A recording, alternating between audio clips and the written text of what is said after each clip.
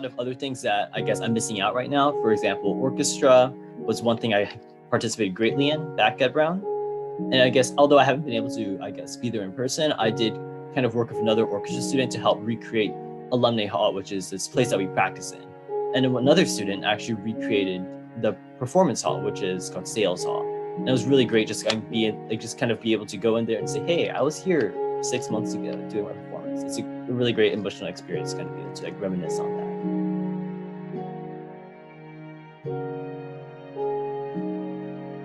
So Real Bruno was this really eccentric statue. It was kind of, so most of Brown University is built out of bricks. It's really, really, I guess, I don't want to say old, but it is old because late 1700s, early 1800s, probably when most things were built, and it's just red brick everywhere. And then there's very few buildings that kind of break that monotony of things. But when you walk onto the main green, which is the area that Bruno's on, just off to the side, just all the buildings are red, and then you just have this bright blue bear just sitting on the lawn with this lamp over its head, and it just draws people to. I think the first time I visited Brown, it was like one of those things that everyone has to see when they go to Brown. And it was on loan for, I believe, 5 or 10 years from a personal art gallery. So we knew it was eventually going to go, but it got removed a little bit earlier than everyone was expecting. I think the reason they gave us through email was because of like deterioration due to bad weather and things. And they wanted to go ahead and just kind of restore it to the personal guy's collection a little bit earlier than it would have been.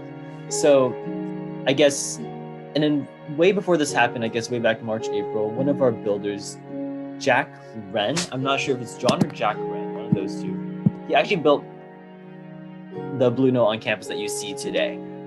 We've gone through so many different iterations of Blue Note because no one was able to kind of nail it down to get it look just the right way. But then I think everybody kind of commonly agreed that Jack made the best version, and we just kind of stuck with that. And of course, it's a really great thing. I think inside the version that we built on campus, we built this little secret cubby hole into Blue Note that you can kind of hide into if you kind of want to check it out. The real Blue Note is also hollow, but then there is no hole you can use to get into it though. So I guess that's a little secret and special thing we have about our campus. But then once Blue Note was removed, I think it was there's not much we can do about it, unfortunately. It's just kind of sad. I think the campus, we did host a little recreate Blue Note event where we had different people come onto the campus and just build different Blue Notes as a tribute to him leaving campus. That was a really great, really fun event. I mean, emotionally, I think everyone at Brown that I've heard to recently is just really, it's not devastated, that's not the right word, but just really sad that he's gone. I think while I'm away from Brown, I'm going to be fortunate enough not to see the empty area where he once was. But then he's still going to be there on campus probably for a little bit until we decide if we want to remove him or whatever. But it's nice to pretend that Blue Note, or at least know that Blue Note is still there in a virtual sense. And I think a lot of the students that did go back to campus have seen the little blank spot there, and it's a little sad. I think someone put a blue teddy bear there at one point, which is pretty cute. I can actually talk about nostalgia for a lot of the alumni that have visited our campus and helped us build out. So in this particular case, so there's this earlier this year, I was working on this film called Cafe Greco that was directed by a student called Ali Frankel on our campus. So one of these buildings that she kind of decided to set on is this kind of family-owned restaurant that makes burgers, fries, all this kind of stuff. So I spent quite a bit of time in there doing location scouting and kind of, I guess, I had a few meals in there before, and we also actually shot a lot, probably I think 2 days or 3 days inside of there just for the film. So that was like this kind of place that I kind of got to be really intimate with, which is really great. But I didn't think I didn't know it quite as well enough as some of the regulars that went there to be able to build it. And it's kind of like this really old place. There were a lot of like the regulars, I guess, that are in there are really, really old. I think between 50 to 80. And I think it's owned by a 65, 66-year-old man that doesn't look like he's going to give it up anytime soon, just because it's like a social thing for him, just owning a restaurant and having people come in.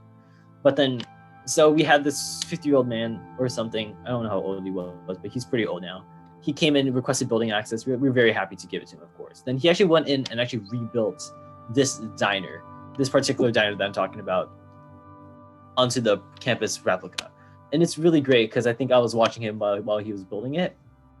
It was really great watching him building, and it was really great kind of seeing that even 30 years after you graduate from Brown, you kind of, the places that you spend a lot of time into kind of make that much of an impact on your life. And then you kind of still remember how the interior looks. So he actually built it out, the entire diner, which is really great to see.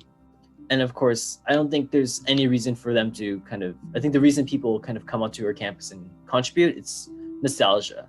So in order for them to kind of just kind of reconnect with campus, because this year, I think Brown University is having a really tough time kind of staying engaged with alumni. And of course, alumni weekend was canceled. So it's great having a platform for these people to kind of build on.